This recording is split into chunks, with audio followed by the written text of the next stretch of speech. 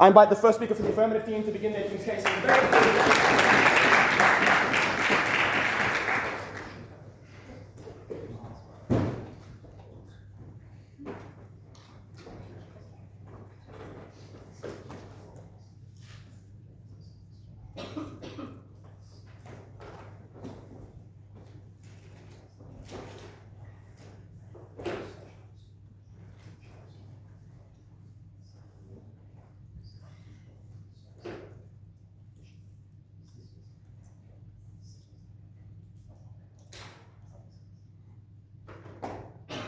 Apologies if the voice isn't as strong as it usually might be.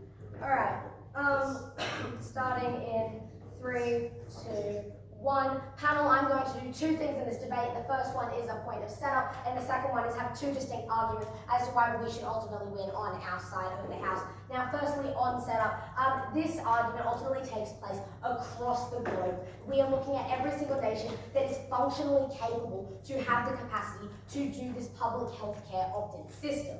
Now, secondly, we want to look at how governments will have some capacity to do this, but each government will have a different level of capacity across the globe to be able to carry this out. Now, if anything, what we want you to judge the debate on is the majority context, which is preferable. Now, what is the comparative in this debate? We support the public opt-in system where people get access for free if they are considered part of the vulnerable population. So what does this look like? This looks like a criteria system, which is one of the groups in the info slide, which includes old people and poor people and people with disabilities. But we also want to look at those expansive groups, such as indigenous groups, minority groups, and people with chronic health conditions, as well as trans individuals. All of those people who would fit the criteria of a vulnerable group or member in a society. Again, this is across the globe in a global context. Now, members of the public can access this in the same way that they can access private healthcare, but they have absolutely no compulsion to do so. So they can still opt in to a public healthcare system, to the private healthcare system, or none if they do not wish to opt in. Now, on the negative team side, they have to support that everyone in the country will be supported under this system for free, and the comparative is that everyone is vulnerable, where certain types of medical coverage are the same on both sides. However, our side has a much higher offering because there's less people, even though it's more expensive, there are less people payable, but on their side, it's much more expensive. They have to offer this for free to every single person in society across the globe in each nation. Now, the amount of funding is not fixed. This will be subject to the same type of factors. We look at political factors, we look at economic factors, we look at environmental factors. They're still impacted the same on both sides of the house. Now, my first point as to why our side uniquely helps vulnerable populations. Firstly, these people are most important in the debate by miles.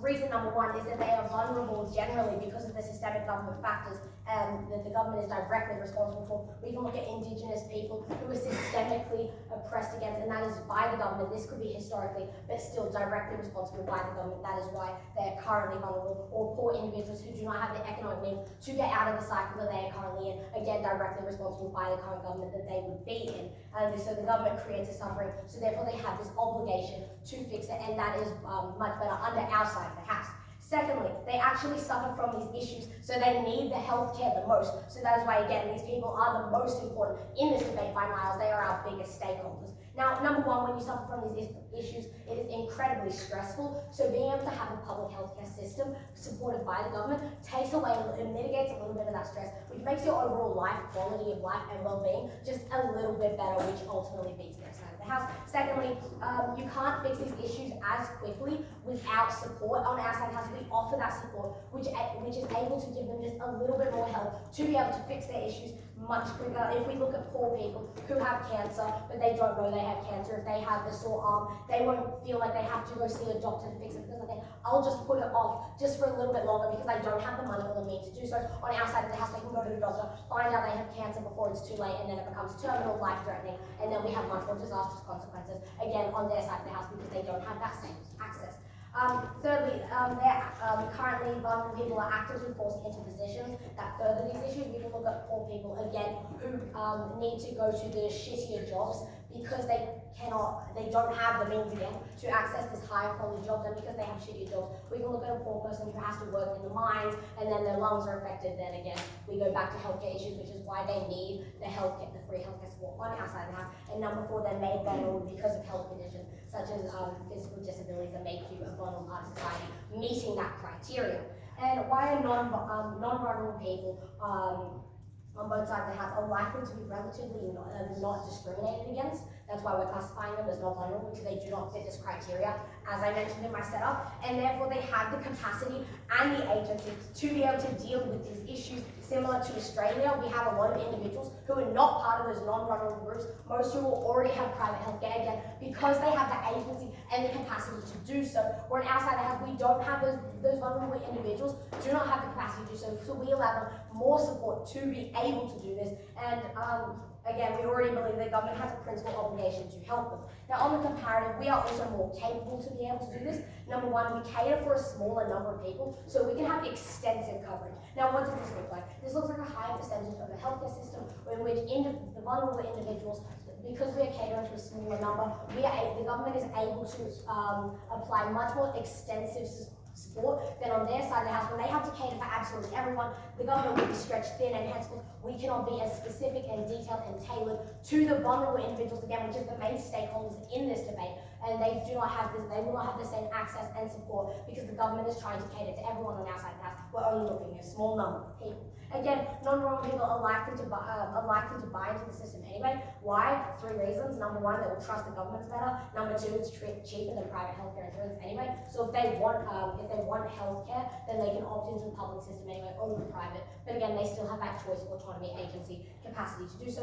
And number 3, the pool of funding goes into the service, but for less people, so more people actually get this funding. And 2 more reasons. Number 1, the funding will be far more consistent because society wants to help people. The government will not take funding away. Number 2, they're likely to get help faster because we have a smaller number of people who can streamline this process. Where again, on their side of the house, you need to cater to everyone, which means there is such a big backlog wait time in which you need to wait to be able to get support. Where for us, because you're only catering again to a much smaller number of just vulnerable people, you can get help much, much faster, which improves the efficiency on our side of the house. Vulnerable people are much more better off. We win on that point. Second point is to why services are better for the government. Number 1, even if you believe the quality on both sides of the house is symmetric, is more palatable on our side. Now, why is this true? 5 reasons. Number 1, the government will have priority to direct funding. On their side of the house, there's a massive social spending, and there will come a massive economic detriment on their side. Again, because they have to cater to we need to remember they are catering to every single person for free healthcare in any society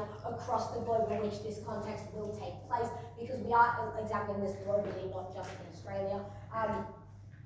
The capacity is small, so the threshold will be smaller on our side for the same outcome. The government is also less likely to cut funding during a crisis, and funding will be more consistent for our services, which increases stability. Again, overall better when we have better stability, better efficiency.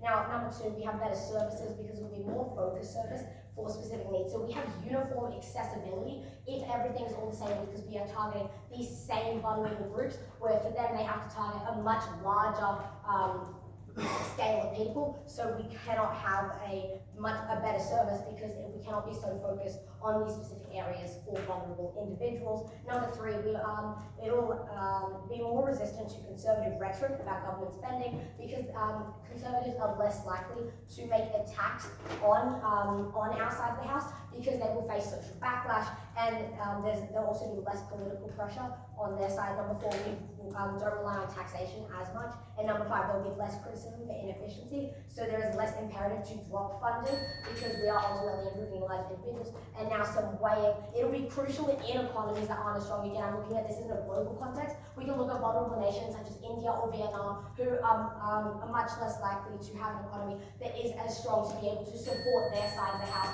And as such, that is why I am incredibly proud to affirm, because we help vulnerable.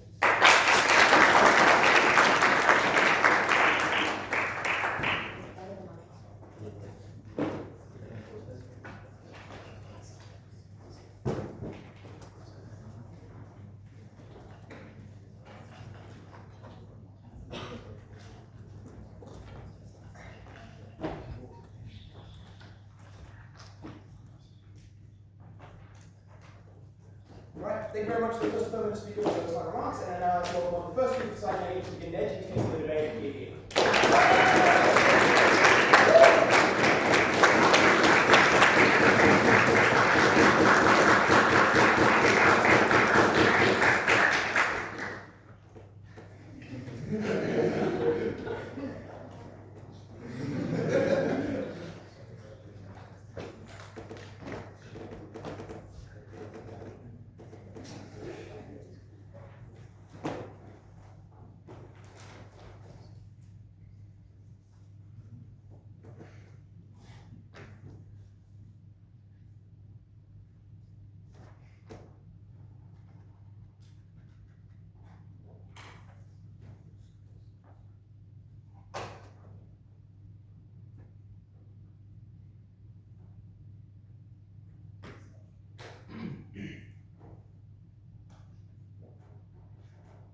Three things in this speech. Firstly, on setup. Secondly, why everyone has an unalienable right to healthcare. And thirdly, how we achieve better healthcare for all. Firstly, in setup, what do we support? Firstly, this looks like broadly the status quo in Australia, where people pay proportional taxes. And secondly, obviously, where rich, wealthy people are able to opt into private healthcare, but their tax money still obviously goes to public healthcare. Okay, firstly, why everyone has an unalienable right to healthcare. Two parts to this argument, and they're both independent. Firstly, is that this right is inherent to the person, and secondly, that the state has a fundamental obligation to actualize this right. So, first of all, why is this right inherent to the person? Two reasons here. Firstly, most of the time, you cannot control when you get sick or ill, right? That is, it is out of your control, you can't change this. But secondly, is that it's a fundamental part of human dignity that when in need of support, you are given it. And this is just because health goes to the very heart of a person. And the reason for this is it exists prior to literally every other right that you can access, such as freedoms and bodily autonomy. So that means if you care about a state granting rights in this debate, you must give this debate to side negative because you also have to provide the right of healthcare only we do to everyone. But even if you don't believe that, why does the state have to actualize this right? Firstly, people pay taxes and contribute to the government. That means the government should be able to give them services as well. Secondly, is that part of the trade-off, right, is that a citizen gives up their liberties for state protection. And note, this becomes, obviously at the point which you remove their healthcare provision, this becomes imbalanced. But thirdly, it's just the state is the best place actor to do this. This is because it has the capacity and it has the infrastructure to provide healthcare by the fact that public healthcare exists in the world. Note the impact of this is it's practically independent. So even if opposition can tell you why they achieve better healthcare for all or for the most vulnerable, we still win this debate because we prove there's you have a fundamental right to access this healthcare. Okay, but even if you don't buy that, why do we still win this debate? And that's because we provide better healthcare for all. So first of all, in framing, I think the way we just know in the US, people who don't invest in private healthcare are turned away at the emergency room, right? And they are literally left to sit and die on the doorstep. So firstly, in better healthcare for all, why are we better for ordinary people? Two things here. Firstly, you are coerced into not paying for your own healthcare. This is because if you put the burden on an individual to opt into healthcare, they probably won't. Two reasons why. Firstly, it's optimism bias. People just don't think they get sick because getting sick is something, first of all, which you're not always sick. The majority of the time you're not sick, you probably don't think you will be. But secondly, even if you don't buy that, you have more proximate needs. I think it's telling that we live in a cost of living crisis where you need to pay for rent and food. You also just have so much other stuff going on in your life, right? The last thing you want to think about is when things go wrong because you're already probably struggling in your day-to-day lives. But secondly, even if they do opt in, why is it so much worse? Firstly, just note that in the status quo, private hospitals compete with public hospitals. I think underside opposition, when less people opt in, and that is obviously going to be the delta in this debate, private healthcare just becomes far less competitive. And that's because obviously you're literally removing its competition. That means you lessen the incentive for private healthcare to provide adequate services at the same price. But even if you don't buy that, I think we still can win this debate on side opposition's own material on why we're bad for the vulnerable. I think they really just had one mechanism for this, and that was the government is able to cater to a smaller number of people. Note, note, this is a preferred debate, right? There is no fiat, they cannot fiat that there's going to be symmetrical amounts of funding going to the healthcare system. Why is it going to be so much worse to side opposition? Firstly, the burden is on them in this debate to prove that an ordinary taxpayer is willing to provide a service they cannot use. Note the impact is that obviously vulnerable people don't have the money anyway. The majority of people paying for this are going to be people who aren't receiving this. And note, I think this becomes really terrible and unstrategic for side opposition to open this up to globally, right? Because the most vulnerable people live in societies where they don't have political power. I think at that point they have no control over the government, right? The government obviously wants to benefit itself and the people in the higher classes. I think at the point at which this is implemented in third world countries, you should get the shittiest possible public healthcare. Because obviously they don't give a shit about their miners they're forced to working like child slavery in the mines of the Congo. I think in countries like this, you get far worse healthcare. Because at the point at which everyone gets it, these people, poor people also get it. Okay. But even in Australia, I think comparatively, under our side, that we provide an incentive for an ordinary person to care about public hospitals, obviously because they just use public hospitals, and even if they don't, they can use it if, for example, they lose their job, they can't afford private healthcare anymore. I think that's why hospitals are going to be so much better for vulnerable people under our side. Also, I'm going to flip their claim about conservatives. Because I think when you get conservative rhetoric, such as and I think the OIV knows this, that in Australia it's if you don't have a job, you shouldn't be given any governmental support. That was a massive liberal push. I think at the point in which you are now differentiating between what public services people get based on who they are, and not giving the same to everyone an equality of opportunity, you get far worse conservative rhetoric under side opposition. Thirdly, why do we get greater support for individual schemes like the NDIS? I think that's because, first of all, the people know the government is already looking after them, and I think that's a prerequisite for their empathy to come into play. I think under side opposition, if a person feels like they are not being protected by the government, and yet the government is going after specific groups and schemes such as the NDIS, they're going to be far more likely to resist this. Compared to our world, where they are getting public health care, they feel like the government is already protecting them, they're going to be far more willing to opt into these sort of schemes. Secondly, the most vulnerable side opposition wanted to claim vulnerable people trust the government for. Why is this obviously not going to happen? Firstly, this is just because the most vulnerable people in society are the people who can't get government classification in the first place, right? This is because to get this, you require documentation, you require time to go there and to go to these areas, you require capital and money to do this. I think side opposition has to defend a world where literally the most vulnerable people cannot access the service for the fact they don't have these documents to prove their income. They don't have documents such as who they are. I think that means that they don't protect the people they wanted to protect most in this debate. But fourthly, even if you don't believe that, we still get a far greater availability of care. This is for the reason, right, that if you are poor, you don't necessarily live in poor communities. You can literally live anywhere in Australia. I think under our side, we get a far better distribution for the fact that public hospitals are everywhere because they cater to a majority of people. We get far more public hospitals than there are hospitals for disadvantaged people. I think, therefore, the government is never going to support implementing a shit ton of these disadvantaged hospitals in regional areas where there are not a lot of people, because it's obviously doesn't make economic sense for the government to do so, right? I think the government is going to be far more willing to try and support the entire community. And I think at the point at which you incentivize more hospitals being built in regional areas, you just are able to access a hospital more. Okay, and finally, why do we avert, why is this better for public health crises? Obviously, we just had COVID, health crises are not rare, this is not a one-off. Obviously, we need all the hospitals possible to deal with this. I think when you just have greater amounts of government expenditure at the point at which, what I proved earlier, you just have more hospital beds to deal with this. I think also, you probably just have, you just need all the hospitals, you can't differentiate on this. I think that's why we're also so much better for public health crises. I think we win this debate, so that's your opposed.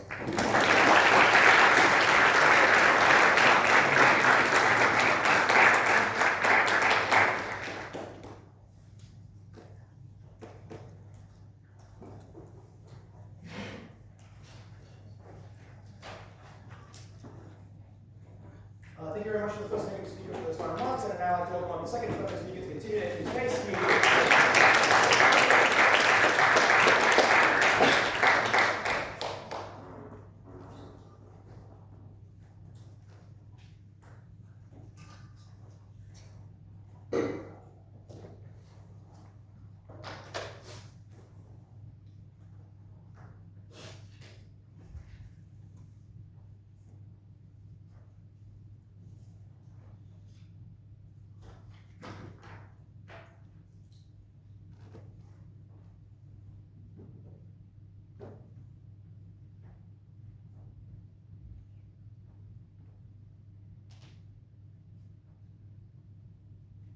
I have a principal right to access food. I do not have a principal right to access free food.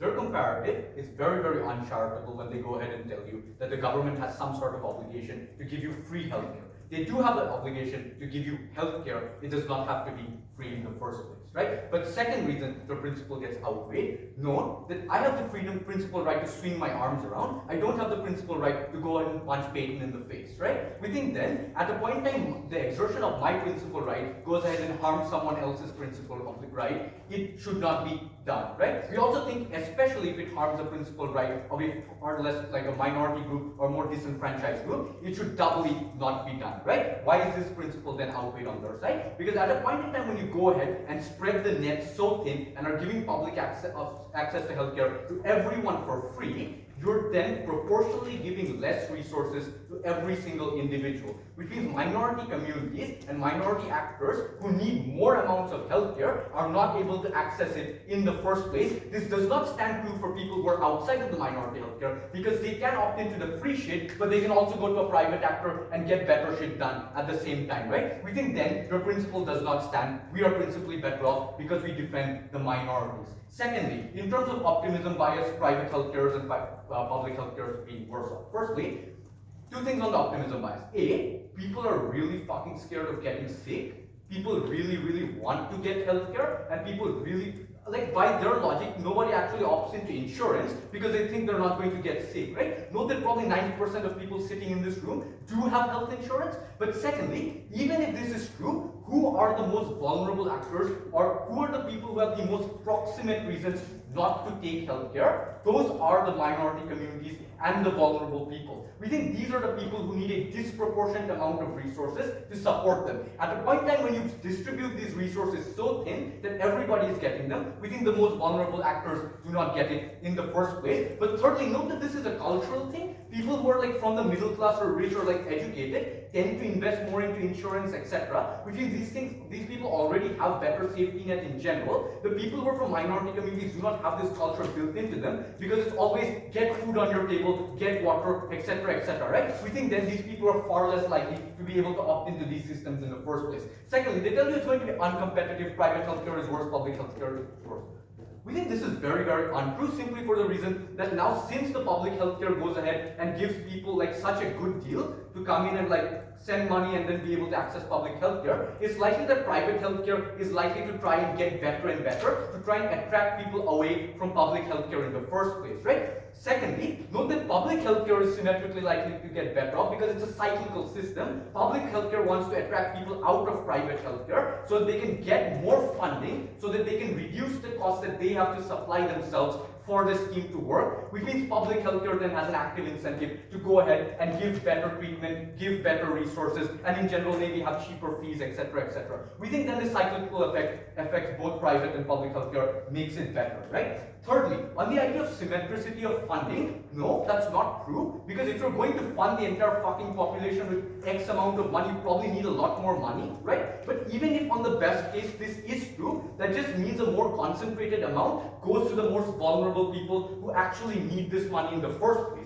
We tell you why the people who are outside of this group already have A, the cultural resources, but secondly, the financial resources to go ahead and access healthcare in the first place. We think that that's just better off on our side of the house, right? Fourthly, on the idea that the ordinary taxpayer will not be able to opt into this, that's stupid because you're paying a fee so that you can opt into this in the future, right? So we think the ordinary taxpayers can opt into this and they will opt into this because they perceive that, oh, public healthcare is likely to be good, it's likely they have this degree of faith in the state, etc., right? But secondly, note that by their logic, again, nobody pays for fucking insurance because people do. You do pay for insurance thinking that, oh, maybe later on you could be better off. The same reason applies here. You go ahead and pay this whatever amount simply because you know that whatever monthly installments you're paying is going to be less than what the final bill is likely to be when you actually get into an accident or are sick, which means that you perceive that there is some degree of benefit from paying this amount in the first place. We think public health individuals are likely to be very excited about doing this because there's probably going to create some degree of like price comparison between private and public, which is going to drive down costs and get better healthcare for both sides, right? Finally, on the idea that they tell us, okay, vulnerable third world countries are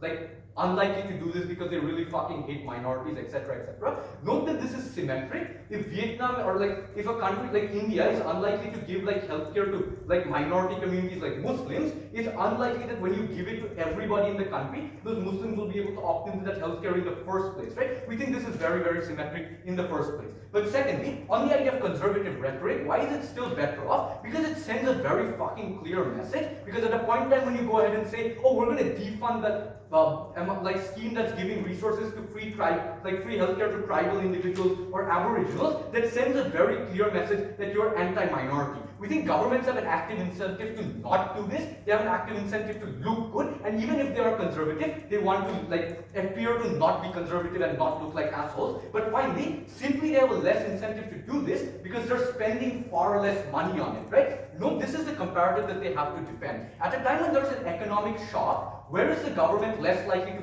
defund this program or like just reduce the amount of money going in? In a world where we're paying billions of dollars to supply like 1.2 billion people in India with free healthcare, or in a world where we're like paying far less money to supply free healthcare to say maybe 2 or 3 or maybe 4 billion individuals who really need it more, but also in a world where this like funding is offset by the fact that other people are already paying for it, which means net government expenditure is far, far less, right? We think then these governments are less likely to defund these policies. We think there's less likely to be like conservative rhetoric against this because they perceive that it's not such a huge amount of funds, right? We think it's just a small amount of funds. We think that at that point in time, conservative rhetoric far, far better off on our side.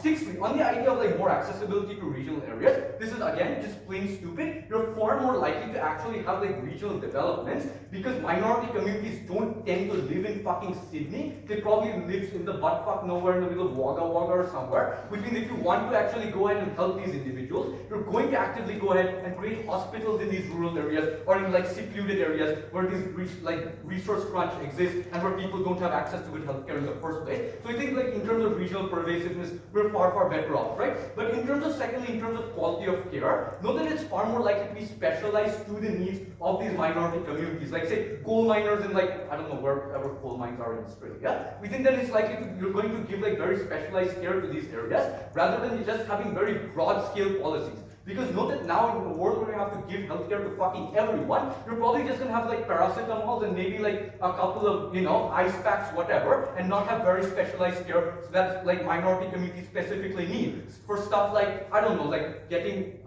stuff in their lungs from coal mining or like drinking poor water, right? This is just far less of a concern because very few people are exposed to stuff like this and it's only for like a very subset. What should you believe at the end of this speech? You should believe that their principle is absolute bullshit and we flip this on them. Secondly, you should believe that there is no actual utilitarian benefits of doing this. What are the utilitarian benefits on our side? Then, 3 things we tell you. A, we tell you it's going to be far more accessible for these minorities. Secondly, we tell you it's going to be far less pressure per person, therefore funding is going to be more concentrated. Thirdly, we tell you governments are more likely to go ahead and do this because they don't perceive it as being a massive burden on their tax, and we think this is going to like reduce the rhetoric from people in general because they don't see a massive burden on their own tax. For those reasons, vote nay.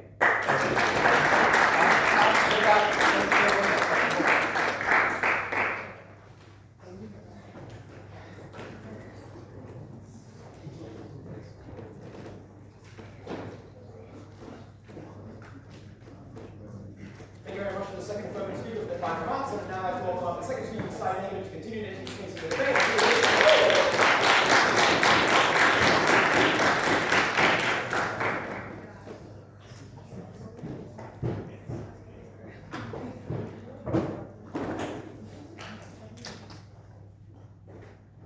Firstly, I'll talk about the moral requirement, then I'll talk about better healthcare. Because we explained at Matthew why the model of this affirmative team represents an atrocious moral harm. And we do this in 2 ways. Firstly, we prove that the right to healthcare is absolute, based on a simple intuition that this right is necessary to activate every other right that people care about. Self-defense is acknowledged as being something inherent to the person. Freedom of speech is something we all care about. That all of these things require that someone is healthy, require that someone is alive, require that someone can be looked after. But secondly, we explain that the obligation of the government is such that each of us gives up money, gives up freedom, so that we can be looked after. In order for that kind of transient exchange to happen, the government must give services for ordinary people. Their response is, you don't have the right to food, so you don't have this right either, which is a crazy moral claim. Like, obviously it is a moral atrocity that some people aren't fed. I think you do have an absolute right to food. I think you do have an absolute right to make sure that you can be fed, to make sure you can look after to feed your children and feed your family. Just because not everyone accesses food doesn't mean that that isn't a right you should care about. Secondly, their claim is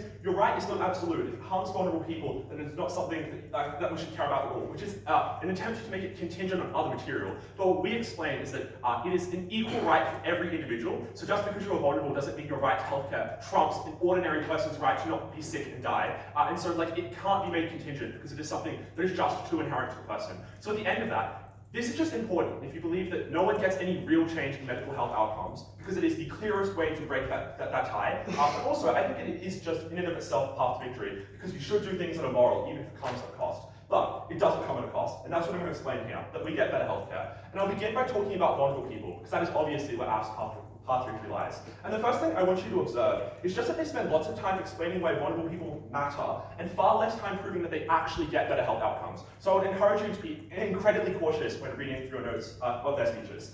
Their first claim is, you access a higher quality of care because you can provide more specific support, you can invest more money across your services, and funding is more resistant to conservative rhetoric. A number of reasons this claim falls apart. The first is, this affirmative team is incredibly optimistic about the nature of this world. This is not a debate with fiat. They must prove that their policy is likely. They will not get funding. And the first reason is that taxpayers themselves see no benefit for them. They know that they are paying money to the government and they are getting absolutely nothing back. And that is why there is so much backlash every single time. Taxpayers are like, public hospitals, public roads are shit. Why are you allowing this to happen? But secondly, I'm going to flip their claim about conservative rhetoric, because this policy flies in the face of it. The whole conservative claim is people don't deserve handouts. That is literally their political rhetoric. That is what they are doing. They are allowing vulnerable people to access services without benefiting the minority. And so the outcomes of that are, firstly, the conservatives are able to weaponize this to make sure that people get the bare minimum. But even if conservatives don't weaponize it, even progressives will have a hard time proving to their constituents that they should give tens of thousands of dollars every year for services that will not benefit them.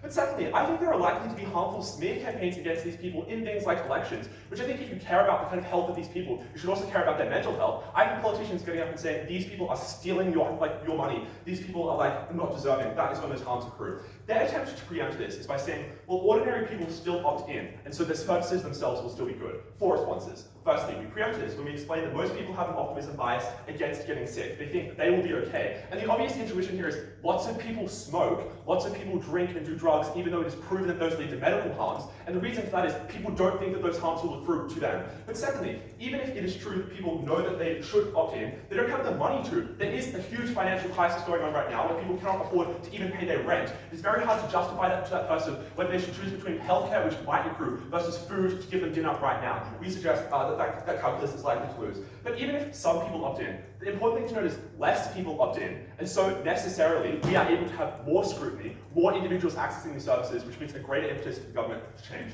But secondly, if people are massively empathetic and people care, we get affirmative benefits and we get them better. And the reason for that is we support schemes like NDIS, which are preferable for the reason that they allow a greater amount of specialization, because now managed care is managed by specific organizations and expertise.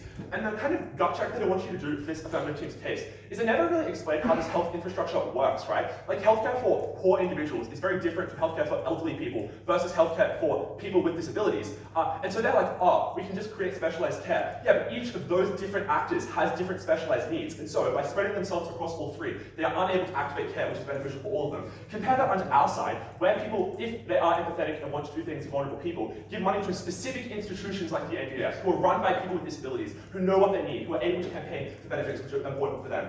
But even if people are not super empathetic, we are able to benefit vulnerable people under our side. And the reason for that is the game is no longer us versus them. People know that their immediate needs are looked after. They can send their children to the local hospital if they become sick. So they're more willing naturally to support the NDIS, because it becomes less about, oh, it's directly harming me, because they know that the services already look after them. Finally, I'm going to flip their claim about most vulnerable people, because the people who are most vulnerable, most in need, cannot access the special government status necessary to opt into these services. You cannot just walk into a hospital and say, I'm disabled, therefore like granting medical care. There is a stringent system in place to make sure that people don't abuse infrastructure, but the people who most need assistance are the people who can never be classified in the first place. Those people like undocumented immigrants who know that if they put themselves forward, they'll be deported, or indigenous people in Australia who, because of systems of colonialism, lost their birth certificates and they cannot get the kind of necessary identification necessary to access these services. So these individuals who are the most vulnerable, who are the most poor, who are the most marginalized, are not benefited by this affirmative team.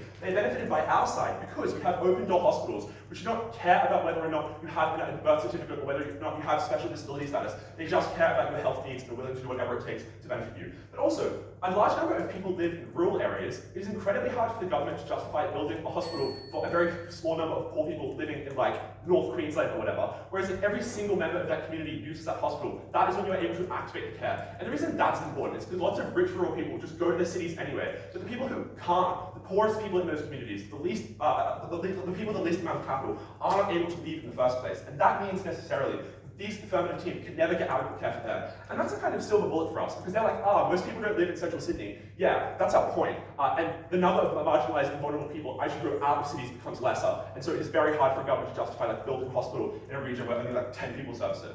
But even if after all of that, you don't believe that we get better outcomes for vulnerable people, we still win this debate. And the reason for that is that this affirmative team destroys the healthcare for the majority. And there are a few reasons why. Firstly, because individuals will not opt in. They have bias against healthcare. And sure, maybe it isn't an enormous amount of people, but it is just a significant amount. But secondly, a large number of people just can't afford it. Their claim is, you pay your taxes, so that means you can afford it. No, you pay your taxes because you have to. That doesn't mean you have other expendable income to also pay for health insurance, to also pay for access hospitals. Like, people are struggling. That is surely something the OIB knows. But secondly, our claim is healthcare becomes far less competitive. And they're like, but private healthcare still wants to attract people away from the public health. Yes, but you don't have to work as hard because you know that that isn't an option for them to begin with, and you're kind of on equal ground with them. So you don't have to necessarily make your services better. You don't have to like advertise yourself in beneficial ways because you know that they don't have a kind of standard option to go to. But finally, you just get fewer public hospitals to begin with. And that is because the government does not think they need to service the majority, they only need to service the minority. So even if the majority individuals do opt into the public health system, it is likely to be worse. There are likely to be fewer hospitals, which means longer waiting times,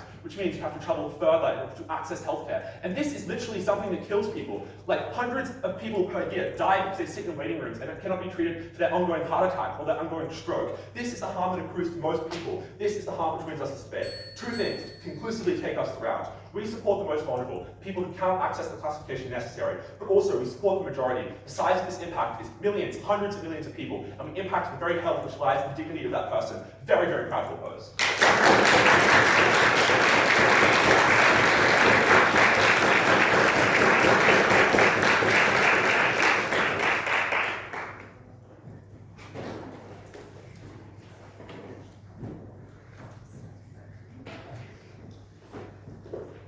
Thank you very much for the second negative speaker for the final remarks, and when they're ready, I'd like to welcome the third further speaker to continue the debate. We'll be here.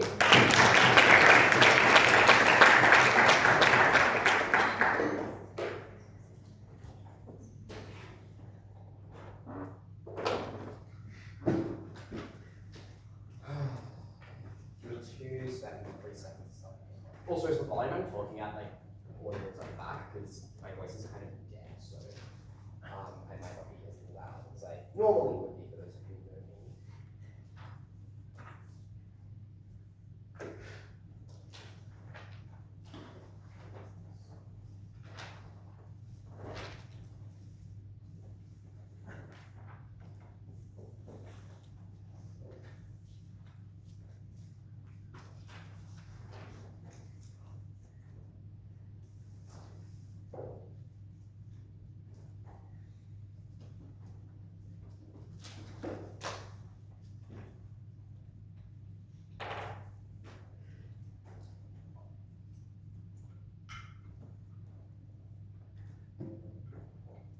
We'll get started.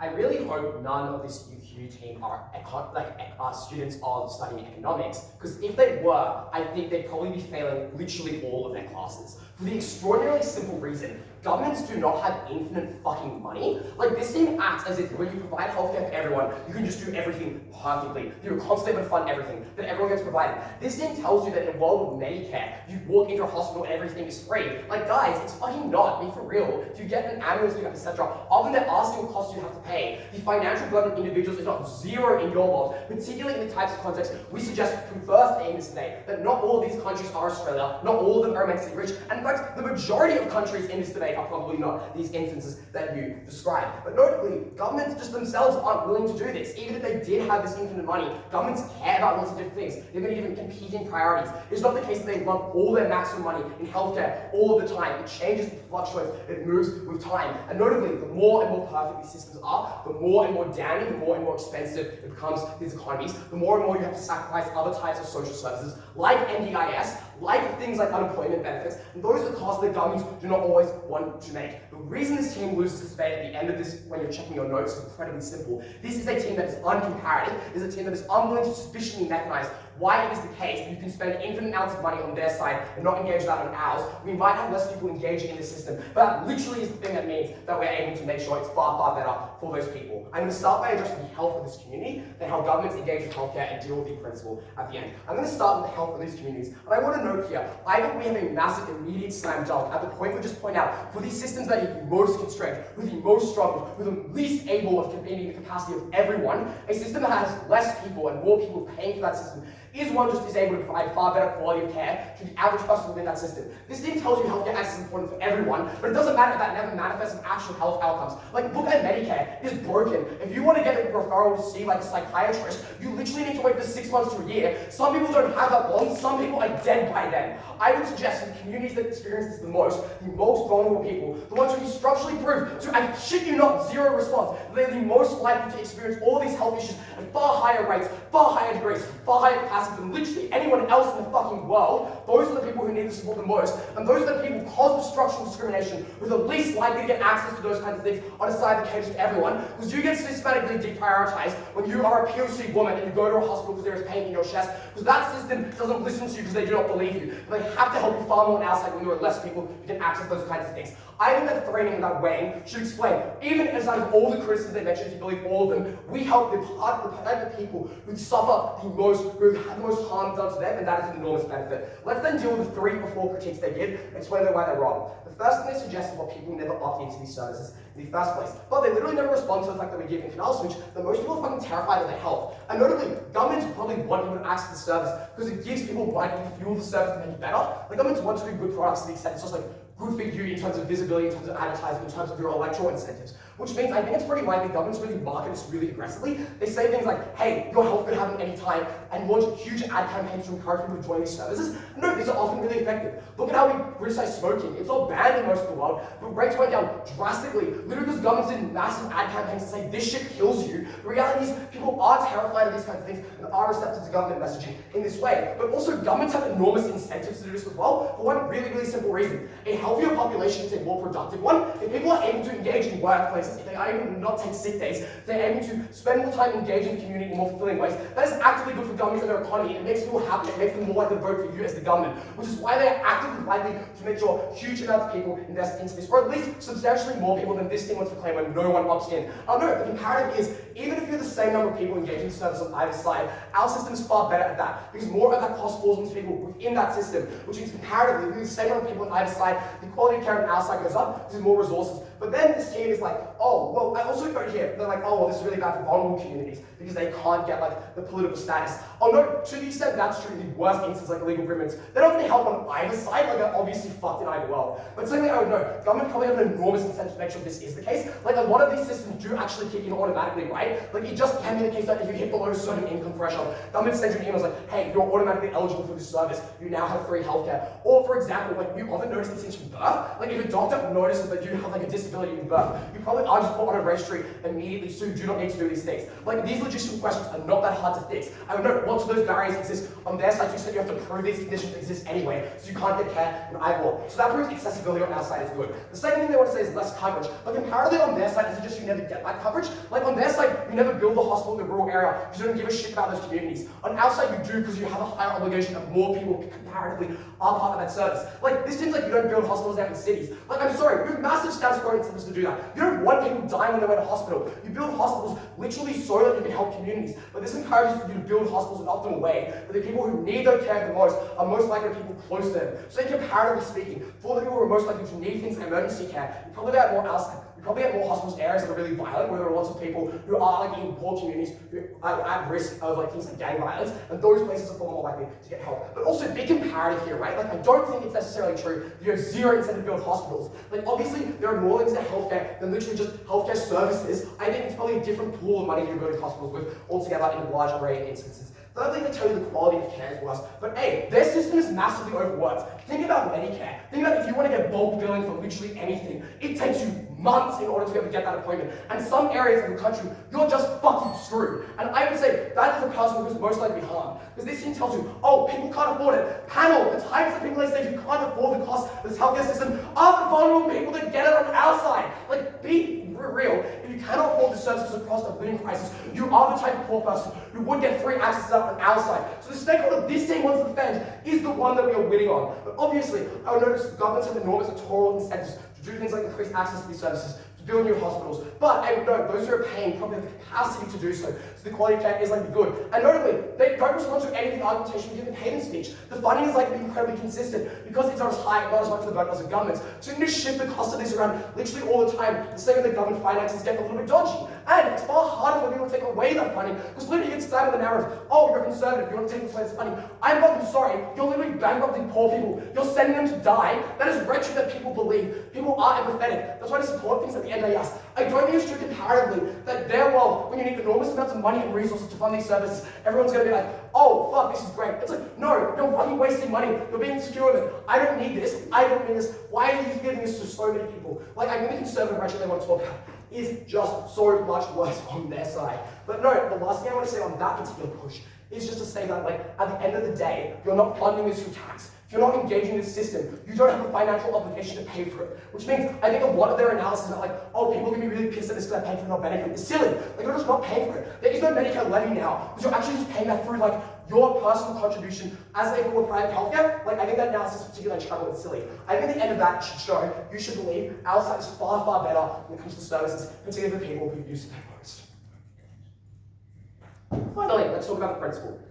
They say people have inalienable right to healthcare. But notably, everyone is able to access this. We literally set up our model so that if you have the financial capacity to pay, you can access these services. And if you can't, you get that access anyway. So everyone does have that right. If you choose to reject the right, that's something that you're allowed to do as an individual. And that's totally okay. You'll probably still likely get treatment. Don't refuse at the door of a hospital in a world in which that public service does exist. Because yeah, it's one thing that a private hospital does that. It's a totally different thing where it's a government-run service not paying for it. Because the PR damage is enormous. Finally, to tell you our principle is just more important. Govs are complicit in the suffering of these people. They're the reason why they're vulnerable. They're the reason why the average person is harmed and suffers, and why when you're from a vulnerable community, your life is fucking ruined and you're unable to get out of it. The very least governments could do in this kind of world is make those people better off. So proud to refer.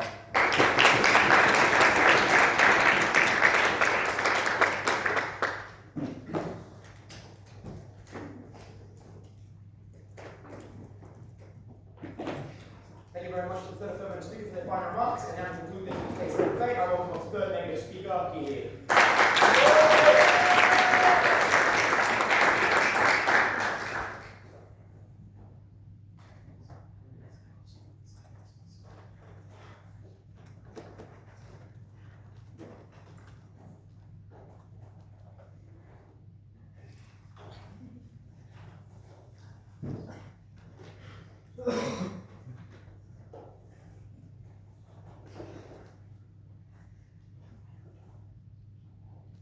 Two questions in the speech.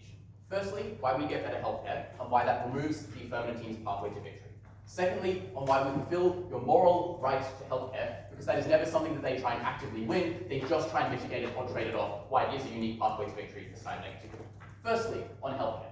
The big claim consistently made throughout the affirmative bench is that the current system is overloaded, and that means that we need to be able to streamline it. The first observation that I just want you to make is that this argument will only work if they can prove that they actively do get enough funding under the status quo.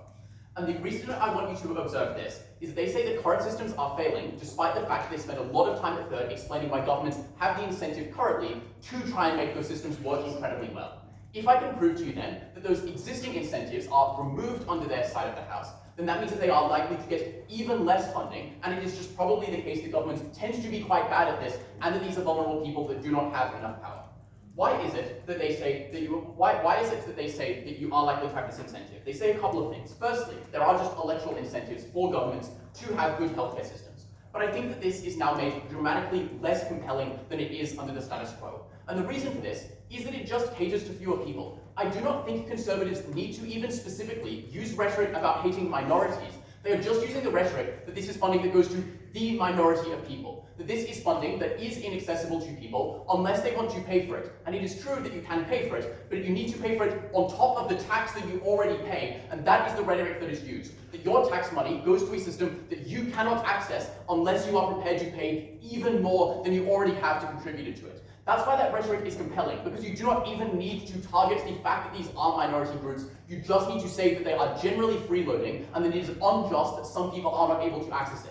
And I think the important thing here is that this isn't something that can be weaponized by not even just conservatives. It is the fact that the average person in society tends to be against government funding going towards groups that are not actively supporting them. I think we can observe in Australia, for example, like the voice referendum last year was something that did not even necessarily harm lots of people, but people still voted against it because they thought it was a unique benefit that only some people were able to access. And I think that this is even more compelling in this example because people are actively paying for it as well. That's why people, even if they are not the most conservative, are likely to opt against it. The second reason that they give at third is the government has the incentive to try and make its workforce as productive as possible. That's why it's incredibly important for them to be quite healthy. But I think the unfortunate reality here is that due to the fact of many of these people being in quite vulnerable groups, it means that they are comparatively less likely for this incentive to be as strong for the government. Because if people who have disabilities are therefore locked out of the workforce, then that is not an incentive that works as strongly for the government. I think this means that this mechanism is also less likely to lead to as much funding.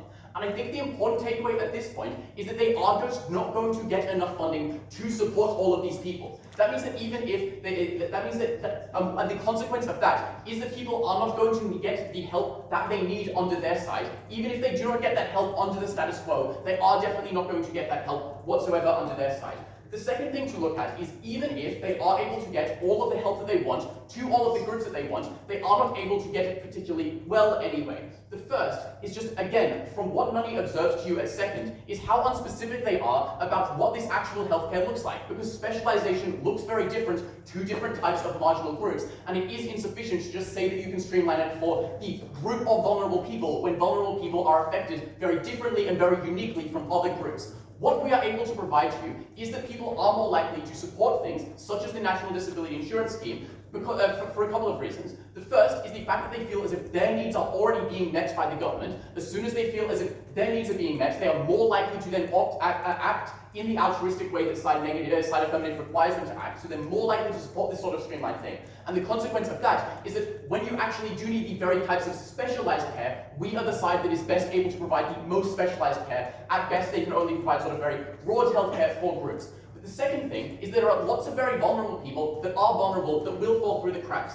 And I think the responses that we get from third are insufficient. The first is just say that you can have an income threshold, but observe that that only works for people that are specifically economically disadvantaged. It does not work for any of the other groups in this debate. All of those groups are in fact far more likely to fall through the cracks. That looks like people such as undocumented immigrants who do get healthcare under our side because they show up to a public healthcare a hospital that has the obligation to provide healthcare to people that go there, and so they get the healthcare. It means that people with disabilities, maybe some people are able to get diagnosed from birth, but many people are not. Maybe that's because it develops over time. Maybe it's because it's something that's incredibly difficult to diagnose because of the fact that they are often quite vulnerable groups in the first place that leads to underdiagnosis of vulnerable groups. This means that these people are locked out from healthcare altogether under their side because those are the people that even though it is true to say that the people that are the most economically unable to pay the extra money to opt in are the people that are going to get healthcare under their side, that does not mean that it is not still a significant economic strain for people to opt in, even if they could afford to, that is still a significant economic harm that they need to cop. And I think at that point, it means that the most vulnerable people in this debate are the most likely to be locked out because of the fact that they are already under-supported by the healthcare system, and now they're locked out altogether entirely. I think at the end of this, you need to accept that they are not going to be able to get health for the people that are most vulnerable under their side, and even if they do, it is unlikely to be particularly good healthcare because it is likely to be dramatically underfunded. The next thing to look at is the fact that there are all, the next thing is to say that there are also many people that are not going to get healthcare because they live in particularly rural groups. The argument that we get from Affirmative is that people who are vulnerable disproportionately live in rural areas, therefore there is an increased incentive to build the hospitals. But I think this is untrue, because I think you actually just need a number of people to live in an area in order to have the incentive to build a hospital. Just because most people in a rural place happen to be comparatively more disadvantaged, if there are not enough people to actually justify filling up the hospital, you do not build it even though there is that need. I think comparatively, if you just have a town that is rural that has enough people, you are more likely to build that hospital under our side. That's why we're able to get that far greater support.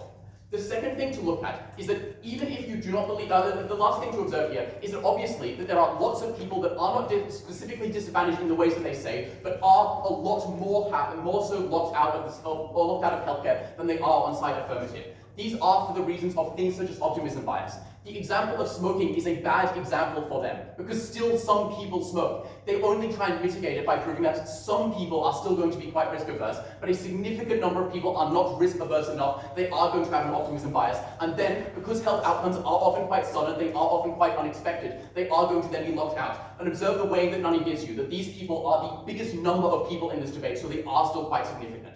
But the final thing to look at is the principled argument, because they only give two responses to this, and the second of them is to say that it is unfair, that it is legitimate to trade off some rights if you can get those better for other people. And I've already proven to you that you do not get good healthcare for people that are vulnerable, which means that that trade-off does not work. Making contingent only works if they win the practical, which they do not. But the second thing to say is that we are able to actually give that right far greater. They give a couple of responses. The first is to say that you, well actually they're kind of the same thing, which is both of them, both second and third. They say that you still have access, you just need to pay for it. But I do not think this is the same thing. Firstly, observe that they have already paid for it. They have already paid their taxes. If paying is the burden, they have already fulfilled that burden. But secondly, we just tell you from first that this is the most inalienable right that a person has.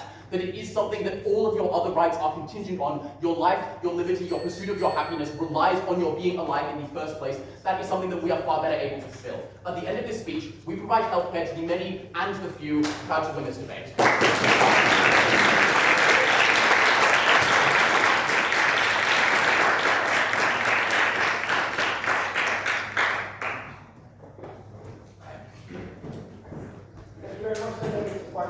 Thank you very much, everyone, for the debate.